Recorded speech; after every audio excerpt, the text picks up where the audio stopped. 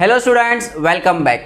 आज का हमारा टॉपिक है potential energy stored in a capacitor. Yes student, previous lecture में हमने कैपेसिटर, अलग अलग कैपेसिटर का कैपेसिटेंस, पैरेलल प्लेट कैपेसिटर और उसका कैपेसिटेंस कैसे फाइंड करना है वो सारे डेरिवेशंस किए थे। आज हम डिराइव करने वाले हैं energy stored in a capacitor. एक कैपेसिटर में कितनी पोटेंशियल एनर्जी स्टोर्ड होती है वो हमें फाइंड करना है और हमें डिराइव करना है U equals to half CV square. क्या डिराइव करना है हमें? U यानी कि potential energy is equals to 1/2 CV square. Okay, तो हमने जो प्रीवियस लेक्चर लिया था ना वही सेटअप फिर से ले लेते हैं। हम वैसे तो पैरेलल प्लेट कैपेसिटर लेके प्रूव करेंगे कि U equals to half CV square, लेकिन ये जो हम प्रूफ दे रहे हैं ये सभी के लिए होगा। ऐसा नहीं कि सिर्फ पैरेलल प्लेट कैपेसिटर का ही potential energy U equals to half CV square है। एनी टाइप ऑफ कैपेसिटर सबके लिए ये ट्रू रहने वाला है। ओके, प्रीवियस लेक्चर में हमने क्या किया था स्टूडेंट कि यहाँ पे हमने एक कैपेसिटर ले लिया था, एक पॉजिटिवली चार्ज तो एक नेगेटिव चार्ज था, उतना ही। पैरेलल प्लेट कैपेसिटर बनता कैसे है? So it is made by two conducting plates, they are separated by a insulating medium. ठीक है, तो यहाँ पे बीच में लास्ट लेक्चर का पूरा जो इसका कंस्ट्रक्शन था ना उसमें एक चीज़ मैंने आपको नहीं बताई थी, उस चीज़ को आगे हम कंटिन्यू करेंगे। आपके माइंड में क्वेश्चन नहीं आया स्टूडेंट कि सर आपने कहा था कि ये positive charge suppose plus Q हो जाता है, ये नेगेटिव चार्ज माइनस क्यू हो जाता है, तो सर ऐसा कैसे? ये क्यों प्लस क्यू हुआ, ये क्यों माइनस क्यू हुआ, ऐसा कैसे हो गया? है ना, पैरेलल प्लेट कैपेसिटर के अंदर प्लेट क्या है? एक इस तरीके की मेटल की एक प्लेट यहाँ पे होगी और एक प्लेट यहाँ पे। अच्छा स्टूडेंट, कोई हम मेटल को टच करते हैं, जैसे फॉर एग्जांपल यहाँ पे मेरी वॉच में कोई मेटल है, तो ये मेटल को मैं टच करता हूँ तो करंट तो नहीं लगता ना मुझे।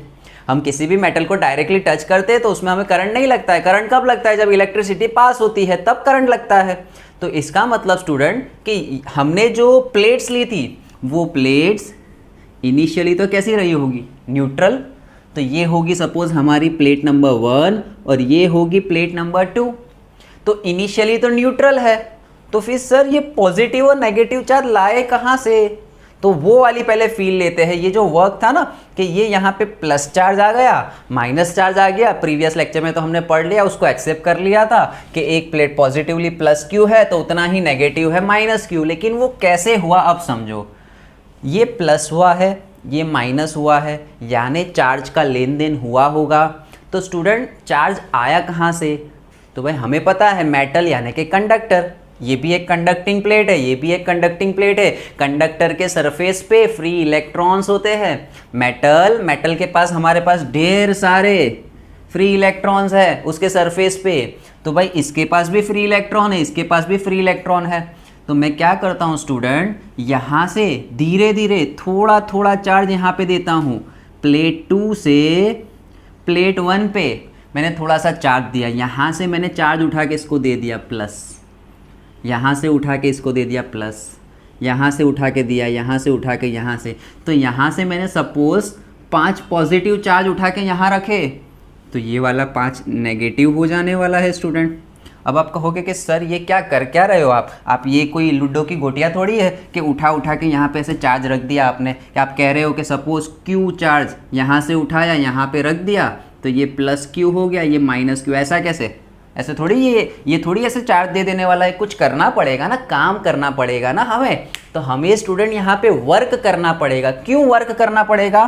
सपोज एक छोटा सा चार्ज ले लेता हूँ क्यू, या छोटा सा चार्ज डी क्यू, तो मुझे इस प्लेट से इस प्लेट पे लाना है। इनिशियली तो कोई चार्ज नहीं था, दोनों प्लेट कैसी है स्टूडेंट? न्यूट्रल है। लेकिन मुझे पैरेलल प्लेट कैपेसिटर बनाना था तो 2 इक्वल एंड अपोजिट चार्ज वाली प्लेट चाहिए थी। तो मैंने क्या किया, यहाँ से चार्ज उठा के यहाँ रखा। तो जैसे ही मैंने यहाँ से उठा के एक चार्ज को यहाँ रखा, कितना चार्ज? सपोज डी क्यू, छोटा सा चार्ज एलिमेंट ले लिया, तो यहाँ पे हो गया पॉजिटिव, यहाँ पे हो गया नेगेटिव। फिर ऐसा करते करते करते करते अब मैं जितने भी चार्ज को उठा के यहाँ रखूँगा सब चार्ज कहेंगे कि सर हम पे काम करो, वर्क करो, तो हम यहाँ से यहाँ आएंगे। सो इन दिस वे स्टूडेंट, हमने जब वर्क किया तो यहाँ से एक प्लेट से चार्ज कहाँ पे आ गया? दूसरी पे आ गया। अब कहोगे कि सर वर्क कैसे करे? हम ये मैंने अभी जैसे बताया ना, कोई लूडो की गोटी थोड़ी है कि एक गोटी को यहाँ से यहाँ, यहाँ से यहाँ करना है। हमें तो चार्ज को डिस्प्लेस करना है, एक चार्ज को यहाँ से यहाँ ले जाना है। तो सर हम क्या करें, क्या वर्क क्या करें, कौन करेगा वर्क? तो हम बैटरी कनेक्ट कर देंगे। हमारे पास दो पैरेलल प्लेट है, दोनों न्यूट्रल है, मैं यहाँ से बैटरी कनेक्ट कर दूंगा। क्या कनेक्ट कर दूंगा स्टूडेंट? बैटरी। तो मैंने अभी कहा ना वर्क करना पड़ेगा, चार्ज को उठा के इधर लाना है हमें, तो हम नहीं लाएंगे, हम बैटरी कनेक्ट कर देते हैं। ये बैटरी का पॉजिटिव टर्मिनल, ये बैटरी का नेगेटिव टर्मिनल। फील आ रहा है ना? हमें ये कॉन्फ़िगरेशन चाहिए पैरेलल प्लेट वाला, लेकिन हमारे पास प्लेट है न्यूट्रल। न्यूट्रल प्लेट को चार्ज करने के लिए हमने कहा ठीक है, एक से उठा उठा के यहाँ पे चार्ज रखते जाओ, ये पॉजिटिव होता जाएगा, ये नेगेटिव होता जाएगा। लेकिन ऐसा करने के लिए क्या चाहिए हमने? तो हम एक बैटरी ले ली। बैटरी क्या है? जो इलेक्ट्रॉन का फ्लो करवाती है। बैटरी इज अ डिवाइस जो इलेक्ट्रॉन का फ्लो करवाती है, जिसकी वजह से सर्किट में इलेक्ट्रॉन्स फ्लो करते हैं। तो अब क्या होगा स्टूडेंट? ये मेटल है, मेटल के सरफेस पे कई सारे फ्री इलेक्ट्रॉन्स हो गए, ये पॉजिटिव है, तो यहाँ बैठे इलेक्ट्रॉन्स उसको ये यहाँ खींचेगा, चल भाई आजा मेरी गाड़ी में बैठ जा। तो यहाँ से धीरे धीरे इलेक्ट्रॉन्स यहाँ पे आएंगे। So you will get over here electrons, और ये इनको यूँ धक्का मार देगा, फिर यहाँ से इधर इधर इधर। तो देखो क्या हो रहा है, ये जो प्लेट नंबर 1 है उससे इलेक्ट्रॉन निकल रहे हैं और कहाँ पे आके डिपॉजिट हो रहे? प्लेट 2 पे। जो इलेक्ट्रॉन दान करता है वो पॉजिटिव बनता जाता है। सपोज इसने 4 इलेक्ट्रॉन दान किए तो वो 4 इसने ले लिए। समझ रहे हो स्टूडेंट कैसे ये पॉजिटिव नेगेटिव बना रहे हैं हम? हमारे पास दो कंडक्टिंग प्लेट्स है, मेटल प्लेट्स है, वो न्यूट्रल थी इनिशियली। मुझे क्या करना था? उनको चार्ज करना था, एक को पॉजिटिव एक को नेगेटिव। तो मैंने बैटरी कनेक्ट कर दी। काम कौन करेगा? बैटरी काम करेगी। बैटरी का यहाँ पे कुछ पोटेंशियल होगा, है ना? We will study it in detail in next chapter कि भाई बैटरी का कुछ पोटेंशियल है, बैटरी के पास कुछ पोटेंशियल है, तो वो पोटेंशियल की वजह से वो वर्क कर रही है। इस वजह से ये पॉजिटिव वाले ने इलेक्ट्रॉन को अपनी तरफ खींचा, आ जाओ भाई आ जाओ। तो इस मेटल प्लेट में से धीरे धीरे धीरे धीरे इलेक्ट्रॉन्स यहाँ पे फ्लो होके इधर आए। तो ये वाले टर्मिनल है, पॉजिटिव टर्मिनल ने इलेक्ट्रॉन्स को अट्रैक्ट किया, इसने इलेक्ट्रॉन दे दिए पहली वाली प्लेट ने, पहली वाली ने दान कर दिए तो पॉजिटिव हो गई। वो इलेक्ट्रॉन्स कहाँ चले गए? नेगेटिव वाले पे। और ऐसा चलता रहेगा, सारे के सारे इलेक्ट्रॉन्स ऐसे घूमते रहने वाले हैं इस डायरेक्शन में। तो आप ऐसा समझ लो इन शॉर्ट कि इनिशियली ये दोनों प्लेट, भूल जाओ ये चार्जेस है, क्या रहा होगा? यहाँ पे भी जीरो चार्ज, यहाँ पे भी जीरो चार्ज, कोई चार्ज नहीं है। अब क्या होगा? यहाँ से यहाँ पे चार्ज आ रहा है तो ये पॉजिटिव हो गई या ये नेगेटिव। या ऐसा भी समझ सकते हो कि ये वाली जो प्लेट है इसने इलेक्ट्रॉन्स इसको दे दिए तो ये पॉजिटिव हो गई, ये नेगेटिव हो गई। तो ये पूरा जो मैंने फंडा समझाया ये क्या था कि किस तरीके से हमने इस पैरेलल प्लेट को चार्ज किया। Clear student? ओके। तो अब आपने देखा कि भाई हमने इन इलेक्ट्रॉन्स को मूव कराया, चार्ज को मूव करवाया, या फिर धीरे धीरे थोड़ा थोड़ा चार्ज सेकंड प्लेट पे से फर्स्ट प्लेट पे लाने लगे। तो यहाँ से उठा के चार्ज को इधर लाए, तो एक चार्ज इधर आया, दूसरा आएगा, तीसरा आया, चौथा आया। ऑटोमेटिक तो आएगा नहीं ना। क्यों ऑटोमेटिक नहीं आएगा? तो और डिटेल में समझो कि इनिशियली न्यूट्रल था, आपने एक चार्ज उठा के यहाँ रखा, तो भाई इसके पास कुछ भी नहीं था, तो ये पॉजिटिव हुआ, ये नेगेटिव। अब भाई आपने दूसरा पॉजिटिव चार्ज उठा के यहाँ लाने की कोशिश की, तो अब ये मना करेगा, नहीं नहीं नहीं नहीं नहीं मेरे को नहीं चाहिए। क्यों नहीं चाहिए? भाई पॉजिटिव पॉजिटिव को रिपेल करेगा। आप यहाँ से पॉजिटिव चार्ज उठा के यहाँ ला रहे हो, पर यार इनिशियली पहले स्टार्टिंग में कोई प्रॉब्लम नहीं आया। स्टार्टिंग में आपने उठाया, यहाँ रख दिया, कोई प्रॉब्लम नहीं। लेकिन अब जब आप चार्ज यहाँ से यहाँ लाओगे ना, आपको वर्क करना पड़ेगा। आपको क्या करना पड़ेगा? वर्क। तो अब यहाँ से यहाँ पॉजिटिव चार्ज लाऊंगा, ये नेगेटिव हो जाएगा, वर्क करना पड़ेगा। फिर यहाँ से यहाँ पॉजिटिव चार्ज लाऊंगा, नेगेटिव हो जाएगा। तो ये जो मेरी प्लेट पूरा चार्ज इस प्लेट का इस प्लेट पे आ गया, तो ये करने में मुझे वर्क करना पड़ा। और ये जो वर्क है स्टूडेंट, ये होगा कंजर्वेटिव, क्योंकि हमारी जो इलेक्ट्रोस्टैटिक या इलेक्ट्रिक फील्ड है कंजर्वेटिव है। तो वर्क डन स्टोर होने वाला है पोटेंशियल एनर्जी के फॉर्म में। तो अब हमें यही फाइंड करना है कि कितनी पोटेंशियल एनर्जी कैपेसिटर में है। कितनी पोटेंशियल एनर्जी होगी कैपेसिटर में? जितना वर्क होगा। और हमें पता है वर्क की फॉर्मूला, वर्क इक्वल्स टू याद है ना, V equals to W by Q, तो W equals to Q V. खेल खत्म, पैसा हजम। आपको सिर्फ ये W निकालना है, W को ढूंढो, है ना, वो गोवा वाला सेंट सेबेस्टियन, W मतलब उल्टा M, तो हमें W ढूंढना है। तो W ढूंढने के लिए Q चाहिए और V चाहिए, ठीक है। तो हमें ये पता होना चाहिए कि कितना चार्ज एक प्लेट से दूसरी प्लेट पे आया। हम प्रूव कर रहे हैं पोटेंशियल एनर्जी, हम लाएंगे U equals to 1/2 CV², energy stored in any capacitor. लेकिन प्रूव किससे करेंगे? पैरेलल प्लेट से, but it will be valid for all. Clear student, ये सब कहानी समझ में आ गई? Okay, let me rub this. आज भी मैं कपड़ा भूल गया, अच्छी भाषा में कहूँ तो डस्टर भूल गया। ओके, चलो स्टार्ट करते हैं अब हमारा प्रूफ। हमारे पास एक पॉजिटिव प्लेट है, एक नेगेटिव प्लेट है, ठीक है। इनिशियली क्या रहा होगा? So initially I first what we need to find, topic का नाम लिख देते हैं, अच्छा लगेगा। Potential energy stored in a capacitor. टर कौन सा टर? कैपेसिटर। कैपेसिटर में कितनी एनर्जी स्टोर है? तो जितना वर्क डन करेगा, वर्क डन क्या है? Q into V. Initial condition, initially जब समय था 0, ये वाला समय, ट्रोन ट्रोन, कोई चार्ज नहीं, न्यूट्रल, प्लेट न्यूट्रल्स थी, तो तब ये दोनों के ऊपर चार्ज कितना था? 0। उस समय इनका पोटेंशियल भी कितना? 0। चार्ज 0 तो पोटेंशियल 0, है ना। देन उस समय कैपेसिटर का कैपेसिटेंस, कैपेसिटर का कैपेसिटेंस C ही रहेगा। क्यों? क्योंकि मैंने पहले ही लेक्चर में बताया था, रेजिस्टर, कैपेसिटर ये सब थप्पा लगा के आते हैं। जैसे ही एक कैपेसिटर बना, उसका capacitance life time fix, resistor बना, उसका रेजिस्टेंस फिक्स हो जाता है, फिर वो चेंज नहीं होने वाला। कैपेसिटेंस वो डिपेंड नहीं करता आपके V और Q पे, पढ़ा ना हमने कि C equals to epsilon 0 A/D। C वो डिपेंड नहीं करता आपके Q और V पे, तो भले Q 0 है, भले V 0 है, इसका कैपेसिटेंस वह कितना है? C का C ही रहेगा।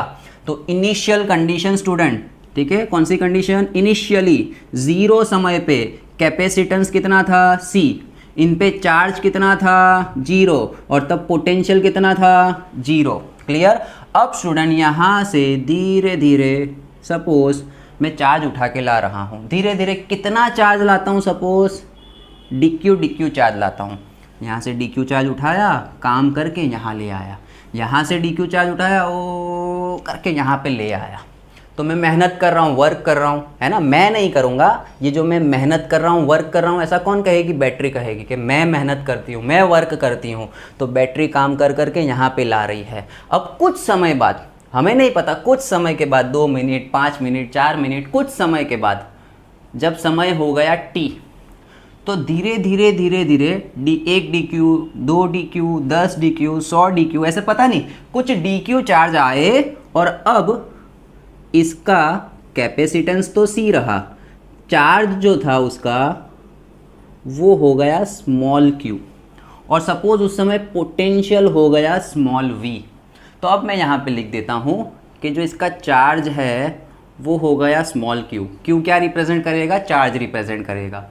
पोटेंशियल कितना है? तो पोटेंशियल हो जाता है सपोज स्मॉल v, और कैपेसिटेंस तो कितना रहेगा? उतना ही रहेगा। Clear student? और फाइनली इनफाइनाइट समय के बाद हो सकता है 1 घंटा, 2 घंटा, वो कैपेसिटर को चार्ज होने में हो सकता है ना 1-2 घंटे में पूरा चार्ज हो जाए। वर्क करते करते करते करते करते कुछ समय बाद, इनफाइनाइट समय के बाद सारा का सारा चार्ज इधर आ गया। तो after time t equals to, suppose t कितना हो गया? इनफाइनाइट हो गया। बहुत ही ज़्यादा समय के बाद क्या होगा? सारा का सारा चार्ज आ जाएगा इसके ऊपर, यहाँ पे पूरा प्लस q आ जाएगा, यहाँ पूरा माइनस हो जाएगा। उस समय पोटेंशियल हो जाएगा v, और कैपेसिटेंस तो उतना ही रहेगा। अब भाई मैं वर्क कर रहा था, वर्क की फॉर्मूला हमें पता है कि वर्क एक्सटर्नल या जो भी था, work equals to Q into V. हमें पता है यहाँ पे स्मॉल q तब स्मॉल v है, तो मैं यहाँ पे लिख देता हूँ small q multiply by small v।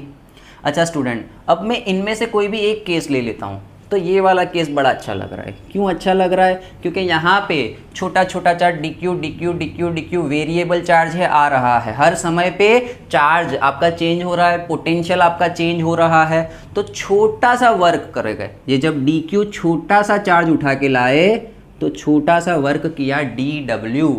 तो स्टूडेंट पहली चीज़ हमें पता है capacitance is q by v, तो क्या मैं ऐसा कह सकता हूँ v equals to q by c, v equals to q by c. तो यहाँ पे स्मॉल v, क्या मैं स्मॉल v के बदले ऐसा लिख दूँ स्मॉल q बाई सी, है ना। यहाँ पे मैं लिख देता हूँ, चलो पोटेंशियल के बदले स्मॉल v ले लेता हूँ, और यहाँ पे कैपेसिटेंस कितना था c, समझे ना क्या किया, पोटेंशियल कितना v, स्मॉल v डिनोट किया सिंबल v, और वो कितना है q by c. q by c कहाँ से आया, वो रहा, और यहाँ पे ऐसा लिख दूँ capital q by C. Potential क्या होता है, पोटेंशियल होता है उस समय का चार्ज अपॉन कैपेसिटर का कैपेसिटेंस। तो इस समय में जब t इक्वल्स टू टी था, चार्ज है स्मॉल q, कैपेसिटेंस है c, ये सभी के सभी कैपिटल c हो, और यहाँ पे जब t इनफाइनाइट था, चार्ज था कैपिटल q, पोटेंशियल है कैपिटल c या स्मॉल c, जो भी आप लेते हो। अब यहाँ पे स्टूडेंट जब मैं छोटा सा वर्क dw करूँगा तो क्या होगा, छोटा सा चार्ज dq डिस्प्लेस होगा, कितने पोटेंशियल की वजह से, स्मॉल v की वजह से। अच्छा स्मॉल v के बदले क्या लिख दूँ, q बाई सी। अब एक चार्ज, दो चार्ज, तीन चार्ज, इनफाइनाइटली स्मॉल स्मॉल हिस्से वाला, देखो यहाँ पे क्राइटेरिया आ गया कि मैं यहाँ से यहाँ कितना चार्ज लाता हूँ, क्यू चार्ज लाता हूँ, पूरा का पूरा कैपिटल क्यू चार्ज लाता हूँ। तो वो लाने के लिए छोटे छोटे हिस्से कर दिए, D Q charge, D Q charge, D Q charge, D Q charge, सबका इंटीग्रेशन कर दूंगा तो टोटल वर्क मिल जाएगा। तो total work will be integration of D W, पूरे का इंटीग्रेशन कर दो। अच्छा इनिशियली कितना चार्ज था, 0, फाइनली कितना चार्ज करना है, कैपिटल क्यू, है ना। इनिशियली हमारी प्लेट न्यूट्रल थी, फाइनली कितनी हो गई, प्लस क्यू। तो this will be equals to integration 0 to Q, D Q का डी क्यू और क्यू बाई सी। अब तो आपको इजीली आंसर आना चाहिए, इंटीग्रेशन कैपेसिटर का कैपेसिटेंस कांस्टेंट, क्यू का integration Q square by 2, limit वा दे दो तो 0 से क्यू। ठीक है, आगे इसको सॉल्व करते हैं, यहीं पे कर देता हूँ, ये सबको रब कर दो, डस्टर भूल गए। ओके चलो, सो W मिला, W का मतलब उल्टा है, इसके बदले Q रखेंगे तो क्यू स्क्वायर बाई 2c हो जाएगा, क्यू स्क्वायर बाई 2c, और एक बार 0 रखेंगे तो 0। तो यहाँ पे स्टूडेंट यही वर्क डन किस फॉर्म में स्टोर हो जाएगा, पोटेंशियल एनर्जी के फॉर्म में स्टोर हो जाएगा। यहाँ पे एक सेंटेंस लिखना कि ये जो वर्क है किसकी वजह से हो रहा है, कंजर्वेटिव फोर्स की वजह से हो रहा है, इसीलिए this work done will be stored in the form of potential energy. ठीक है, आप फुल फॉर्म में लिखना कंप्लीटली। तो चलो यहीं से हमें मिल गई पोटेंशियल एनर्जी कैपेसिटर की क्यू स्क्वायर बाई 2c। अच्छा, अब इसके हम 3 अलग अलग फॉर्म में इस एनर्जी को लिख सकते हैं। सर 3 अलग अलग फॉर्म में कैसे लिख सकते हैं, तो इस इक्वेशन से देखो, यहाँ पे इक्वेशन है Q और C के फॉर्म में। तो फर्स्ट इक्वेशन हमें मिला Q इक्वल्स टू, ओके ठीक है, फर्स्ट इसको ही नाम दे देता हूँ स्पेस प्रॉब्लम। अच्छा, क्या मैं ऐसा कह सकता हूँ U is equals to, Q के बदले यहाँ से अगर मैं Q की वैल्यू लूँ तो Q क्या हो जाएगा, CV, Q is equals to CV। तो Q के बदले CV रख दो। तो देखो, जब मैं Q के बदले CV रखूँगा ना तो C square V square 2C, Q के बदले क्या रख दिया मैंने, CV, तो Q के बदले C का स्क्वायर हो जाएगा, V का स्क्वायर, C से C मर गया, तो एक इक्वेशन मिला 1/2 CV स्क्वायर। सेकेंड इक्वेशन, ठीक है, let us name it second equation. अच्छा चलो ये खत्म हो गया। अब अगर मैं इस वाले इक्वेशन में c को रिप्लेस कर दूं तो मैं c के बदले क्या लिख सकता हूं, q अपॉन v। तो चलो यहाँ पे अगर मैं c के बदले क्या लिख दूं, q upon v, I think may be it's not visible, यहाँ पे कर देता हूँ मैं ये डेरिवेशन थर्ड वाला कि u is equals to Q square upon 2 और c के बदले क्या लिख देता हूँ, q upon v, q upon v, एक q मर गया। तो ये third important equation u equals to 1/2 qv।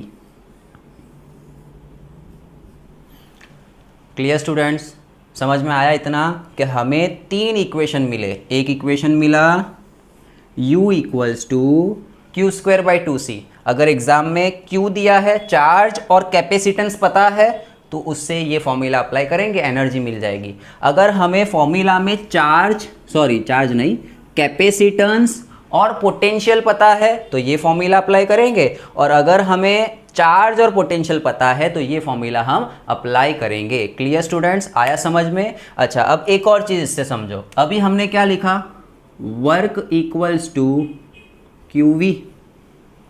Work क्या होता है, Q इंटू वी, और यहाँ देखो एनर्जी है हाफ क्यू वी। वर्क होता है क्यू वी, एनर्जी है हाफ क्यू वी। चलो 2-3 बार बोल जाओ, क्या है ये, क्या कह रहा है, वर्क होता है क्यू वी, एनर्जी है हाफ क्यू वी। वर्क होता है क्यू वी, एनर्जी है हाफ क्यू वी। तो ये सीधा सीधा यही कह रहा है कि तुम जितना काम करोगे उसका आधा कैपेसिटर में स्टोर होगा। क्या कहना चाहता है ये इक्वेशन क्या कहता है कि तुम जितना काम कर लो, ठीक है, तुम 100 ग्राम काम कर लो तो 50 ग्राम एनर्जी स्टोर होगी, ठीक है। So if you are doing 100 joule of work तो वहां पे कैपेसिटर में 50 जूल की एनर्जी स्टोर हो जाती है। This equation tells this, half Q V. फटाफट इतना नोट कर लो और फिर इसके बाद हम बढ़ते हैं नेक्स्ट इंपॉर्टेंट टॉपिक की ओर। ओके स्टूडेंट, तो energy stored in a capacitor, उसकी 3 फॉर्मूला डिराइव कर ली। पहली फॉर्मूला जो आपको रट्टा लगा के रखनी है, क्यू स्क्वायर अपॉन 2c। दूसरी फॉर्मूला 1/2 cv स्क्वायर, और तीसरी फॉर्मूला 1/2 qv। पहली formula Q square upon 2c, 1/2 cv square, 1/2 qv। अब स्टूडेंट इसी में से एक और डेरिवेशन हम ले लेते हैं। हमें टॉपिक दी है कि फाइंड पोटेंशियल एनर्जी। क्या फाइंड करना है, potential energy per unit volume. क्या दिया हुआ है ना? आप कहोगे सर फिर से पोटेंशियल एनर्जी, हाँ फिर से पोटेंशियल एनर्जी, लेकिन इस बार पर यूनिट वॉल्यूम। तो potential energy per unit volume यानी डिवाइड बाय वॉल्यूम कर देना है, बहुत ही सिंपल। ये एनर्जी है, उसके डिवाइड में क्या डाल देना है, वॉल्यूम डाल देना है। वॉल्यूम यानी एरिया इनटू लेंथ। तो चलो करके देख लेते हैं। ये जो हमें डेरिवेशन मिला था वहाँ से स्टार्ट करते हैं। पिछली जो कहानी है वो हम एक्सेप्ट कर लेते हैं कि that we know that, answer कैसे लिखना है आपको पता है, that potential energy of a capacitor is Q square by 2c is equals to, ठीक है बहुत बड़ा हो गया, शायद डेरिवेशन पूरा नहीं आएगा बोर्ड पे, u equals to Q square upon 2c। चलो वैल्यू डालते हैं। पैरेलल प्लेट कैपेसिटर के लिए प्रूव किया था। पैरेलल प्लेट यानी सरफेस चार्ज डेंसिटी डिफाइन होगी। Surface charge density sigma equals to q by A. तो q equals to A sigma, तो q के बदले a सिग्मा और स्क्वायर कर देंगे। क्यों करेंगे ऐसा, क्यों q का स्क्वायर करेंगे, क्योंकि q का स्क्वायर दिया हुआ है तो q के बदले a सिग्मा डाला और स्क्वायर था तो a square sigma square upon 2, और c के बदले पैरेलल प्लेट कैपेसिटर का कैपेसिटेंस हुआ, पिछले लेक्चर में डिराइव किया था ना, एप्सिलॉन 0 a बाई डी। तो वो बाई डी वाला कहाँ जाएगा, ऊपर। a से a मर गया, सो u मिलेगा 1/2। a और d को अलग रखते हैं और मिला सिग्मा स्क्वायर अपॉन एप्सिलॉन 0। थोड़ा और दूर रख देते हैं, a मल्टीप्लाई d है, a डॉट d मल्टीप्लाई में है।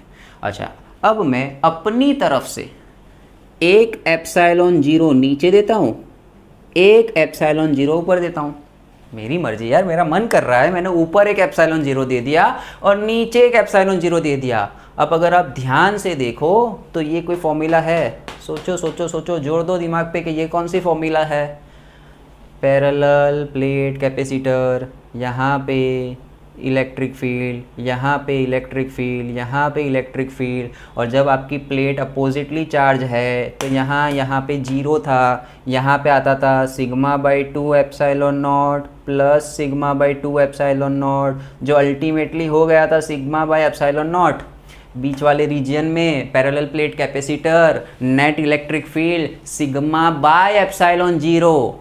तो एक सिग्मा और एक एप्सिलॉन जीरो, रीज़न दे देते हैं यहाँ पे कि एक सिग्मा और अपॉन एप्सिलॉन जीरो, वो तो किसकी वैल्यू थी? ई की वैल्यू। तो क्या मैं ऐसा लिख दूँ 1/2, ये पूरे के बदले E square epsilon zero as it is, और ये ए और डी को लात मार दूँ तो यहाँ हो जाएगा u अपॉन ए और डी वॉल्यूम हुआ, एरिया इंटू डी यानी उनके बीच का डिस्टेंस। तो डी यानी पैरेलल प्लेट कैपेसिटर में epsilon zero A by D, हाँ डिस्टेंस हुआ, तो एरिया इंटू डिस्टेंस हो गया आपका वॉल्यूम। ये चीज़ को आप नीचे ले लो तो क्या हाँ मैं यहाँ पे वॉल्यूम लिख सकता हूँ? मिल गई।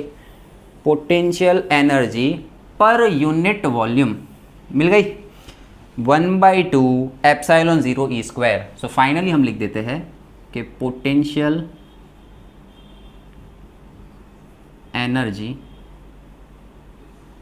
पर unit volume stored in capacitor में स्टोर होगी। अब है कपड़ा है, हम ले आए। ठीक है, सिंबल दे देते हैं स्मॉल यू यानी कि capital u by v. Energy per unit volume, energy per unit volume is equals to 1/2 epsilon zero E square. खत्म। Clear students? So that's it for today. ये हमें दो टॉपिक इंपॉर्टेंट थी, derivation. अच्छा, derivation exam oriented important तो है, ठीक है भाई, एग्ज़ाम में डिराइव करने के लिए पूछ सकते हैं 3 मार्क में, 5 मार्क में, लेकिन सबसे इम्पॉर्टेंट है कि ये जो फॉर्मूलाज है ना, ये फॉर्मूलाज को बार बार सुबह उठ के शाम उठ के लर्न करो। देखो समझ में तो आपको आ चुका है कि कैसे डिराइव की है, लेकिन समझ प्लस थोड़ा बहुत उसको गोखना इन द सेंस लर्न करना, वो भी एक ज़रूरी चीज़ है। इतना लर्न करो कि एग्जाम में जैसे ही न्यूमेरिकल देते हैं और अगर आपको कैपेसिटर का कोई सम करना है तो चैप्टर 2 की सारी फॉर्मूलाज कैपेसिटर रिलेटेड आपको आनी चाहिए, तो न्यूमेरिकल्स में भी ये बहुत ही हेल्पफुल रहेगा। आज हमने 2 टॉपिक पढ़ी। पहली, potential energy stored in a capacitor, 3 formula मिली, u equals to Q square by 2c, 1/2 cv square and half qv। उसके बाद हमने नेक्स्ट टॉपिक ली कि potential energy per unit volume, हमारा आंसर आया u equals to 1/2 epsilon zero E square. Start किया था ये वाली फॉर्मूला से, इसको हमें डायरेक्टली एरिया से डिवाइड कर देते तो फिर शायद हम ये डेरिवेशन तक नहीं पहुँचते। कुछ स्टूडेंट्स करेंगे एग्जाम में u equals to Q square upon में 2c के यहाँ भी वॉल्यूम ले लो, यहाँ भी वॉल्यूम ले लो, फिर डिराइव नहीं कर पाओगे। आपको जहाँ तक पहुँचना है ना वहाँ तक पहुँच नहीं पाओगे। तो उसके लिए हमने क्या किया, q के बदले q की value a into sigma, c के बदले epsilon zero a by D, a से a मरा 1/2, अपनी तरफ से एप्सिलॉन ज़ीरो ऐड किया यहाँ पे ताकि हमारा ई स्क्वायर हो जाए। Finally we got 1/2 epsilon zero E square. So here we end our lecture for today. मिलते हैं नेक्स्ट इंटरेस्टिंग लेक्चर में। Thank you so much for watching.